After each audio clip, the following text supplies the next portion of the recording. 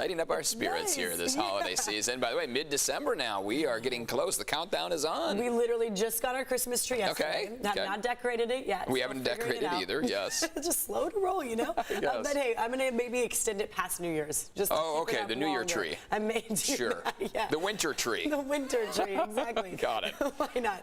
Take a look at our skies right now as we wait for a winter storm to come our way. This is going to be a big one, an atmospheric river that we've been talking about for several days now. For now, you're starting off with just some cloud coverage, not noticing any precipitation just yet, but don't rule it out for today. That line of green is just to the north of us, as you see, working its way from the Bay Area into Central California. So we'll let you know exactly when it'll get here, but what I will say, raincoat's probably still a good idea and bundled up for today. Here's a check of traffic, and we do have about 2 incidents right now that may be slowing you down, but I first want to take you right into the fog. So you'll notice in Ramona and Julian, the 78 to the 79 visibility is pretty low right there, so you'll want to take your time.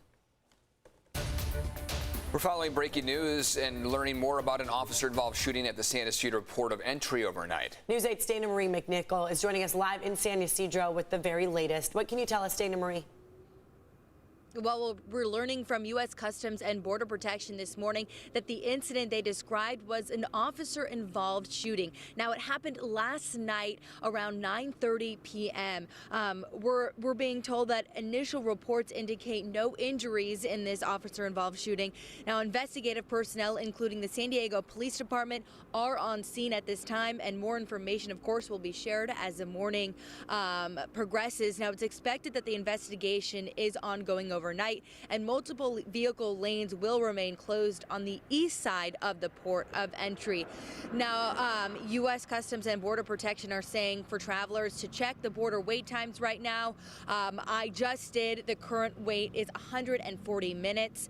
That was just set at a couple of minutes ago, and 4 lanes are open. So here in San Ysidro, with my own eyes, I don't see any police activity ongoing, but I do see traffic moving pretty smoothly. Cars are entering here in the United States.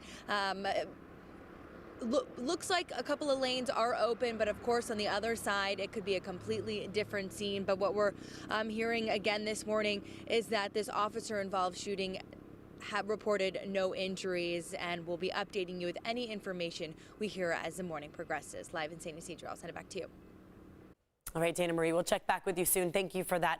This morning, a sailor accused of starting a fire that destroyed the USS Bonhomme Richard will appear in court. This was the fire back on July 12th of 2020. It took 4 days to contain. We saw a lot of smoke across town because of it. 40 sailors and 23 people were hurt. Ryan Mays is facing aggravated arson charges and willfully putting a vessel at risk. Officials say he has repeatedly denied starting that fire. Well, now the total damage from a multi-state tornado outbreak still not known this morning, but look at what happened here. Twisters, many of them touching down in 6 different Midwestern states. It was Friday night. Officials are struggling to determine how many people were killed in this and how many people are still missing. Our emergency management people are out there going door to door, but there aren't any doors. It is insane what Mother Nature did in just a span of minutes. My goodness, these are buildings. These are people's homes. A spokesperson for a candle factory in Mayfield, Kentucky says dozens more people have now been accounted for, indicating that the state's death toll may be lower than initially feared. Search efforts at a severely hit Amazon facility in Illinois are expected to now take several days. Governor Gavin Newsom is pushing for a new gun control measure modeled after Texas's controversial abortion ban. The proposal would allow Californians to sue anyone who makes or sells assault weapons or ghost gun kits or parts for damages. This is similar to how Texas was able to ban all abortions after 6 weeks. The executive director of the San Diego County Gun Owners PAC had this to say. If he believes that they are infringing on a constitutionally protected right in Texas, and he's okay with infringing on a constitutionally protected right in California, it's extremely hypocritical. Newsom's proposal still has to pass California's state legislature before it could become law. The January 6th committee is expected to recommend contempt charges against former President Trump's chief of staff, Mark Meadows, as soon as today. This comes as new details emerge about Meadows' actions before and during the attack. A new contempt report released by the committee this weekend reveals Meadows sent an email. It said the National Guard would be present to, quote, protect pro-Trump people in the days leading up to the riot. Meadows originally turned over documents to the committee, but later said he would no longer cooperate with the investigation. New this morning, Elon Musk is Time Magazine's Person of the Year. Musk, who is the CEO of Tesla and SpaceX, is reportedly the richest private citizen in history. He has a net worth of more than $250 billion. Time's editor-in-chief says Musk is reshaping life both on and off Earth. SpaceX made history in September with the first all-civilian mission to space.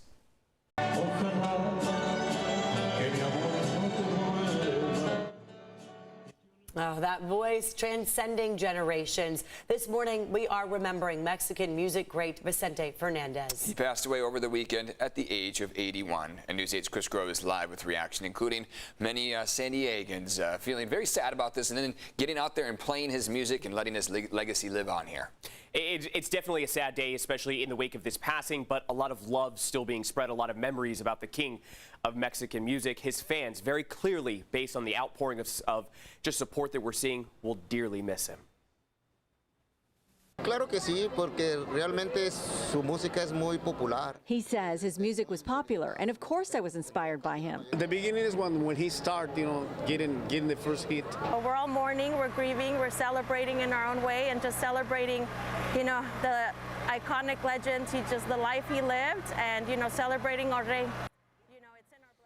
Again, you hear that El Rey, as he was affectionately referred to. Fernandez was 81 at the time of his passing. Sadly, his health was in poor condition after a fall that he suffered in August. But during his tremendous career, his tremendous life, Fernandez sold more than 50 million records and appeared in more than 30 films during his career. He also won 3 Grammys and 9 Latin Grammys. He was even named Person of the Year by the Latin Recording Academy in 2002.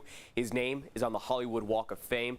Fans from all over gathered this weekend to pay tribute to the man.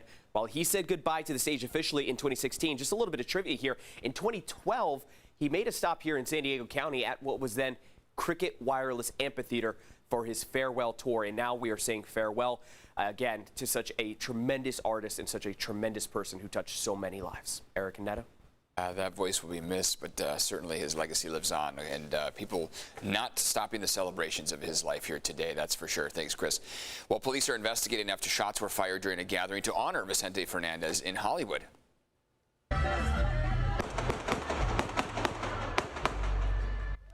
It happened near the singer's star on the Hollywood Walk of Fame last night. Witnesses told police the shots appeared to come from a balcony across the street.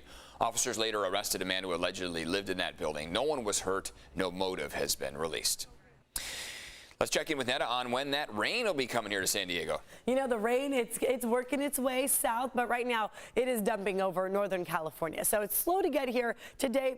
You might just see a little bit of drizzle throughout the day. Let's talk about, though, our skies. We do have some clouds that have rolled in. This is our view from downtown San Diego, of course, right there, Embarcadero. Hopefully you had a chance to see that, the light parade that was coming through the bay yesterday. I did not, but we do have video of it, so I'm excited to watch it.